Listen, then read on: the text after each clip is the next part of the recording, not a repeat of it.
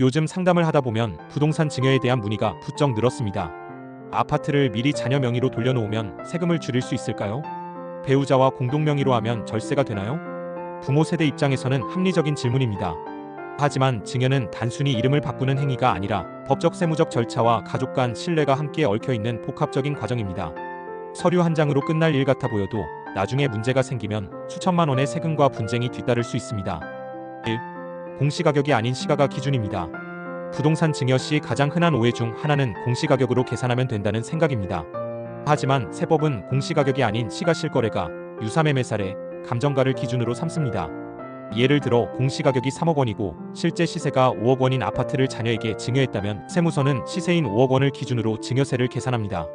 이때 감정평가서를 미리 받아두면 적정한 시가로 증여했다는 객관적인 근거가 되며 향후 세무조사에서도 안전합니다. 2. 자금 출처 조사 증명의 문제. 자녀 명의로 아파트를 취득했을 때 세무서는 반드시 묻습니다. 그 돈이 어디서 났습니까? 소득이 없는 자녀가 고가의 부동산을 취득했다면 대부분 부모가 대신 돈을 댄 것으로 간주되어 증여세가 부과됩니다. 따라서 자금의 흐름을 명확히 입증하는 것이 무엇보다 중요합니다.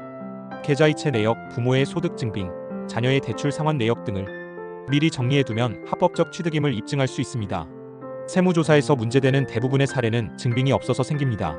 3. 배우자 공동명의 절세와 함정의 사이. 배우자에게 일부 지분을 넘겨 공동명의로 바꾸는 것은 절세 목적으로 자주 활용되는 방법입니다.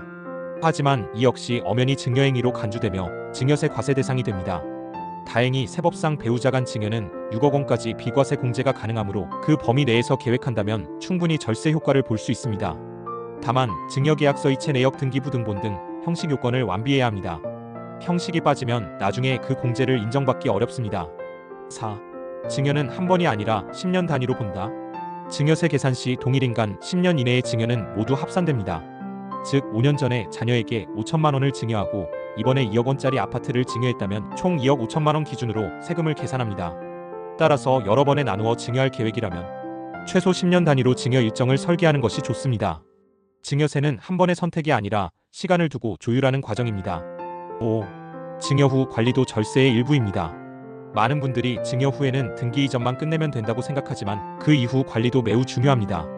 예를 들어 자녀 명의로 등기했지만 임대료를 부모가 계속 받거나 관리비를 부모 명의로 내고 있다면 세무서는 이를 가짜 증여로 간주할 수 있습니다. 진짜 증여라면 임대계약서, 관리비 납부, 세금계좌 명의까지 모두 수증자 명의로 변경해야 합니다. 증여 이후의 관리가 허술하면 아무리 좋은 설계도 무의미해집니다. 결국 핵심은 세금이 아니라 가족의 질서. 제가 현장에서 가장 많이 느끼는 것은 증여의 본질은 세금이 아니라 관계의 문제라는 점입니다.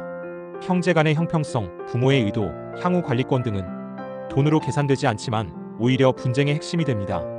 따라서 증여를 시작하기 전에는 가족끼리 충분히 대화하고 누구에게 어떤 기준으로 어떤 이유로 증여할지를 합의한 뒤 그 내용을 문서로 남겨두는 것이 좋습니다. 이 작은 준비가 나중에 가족 간 오해를 막아줍니다.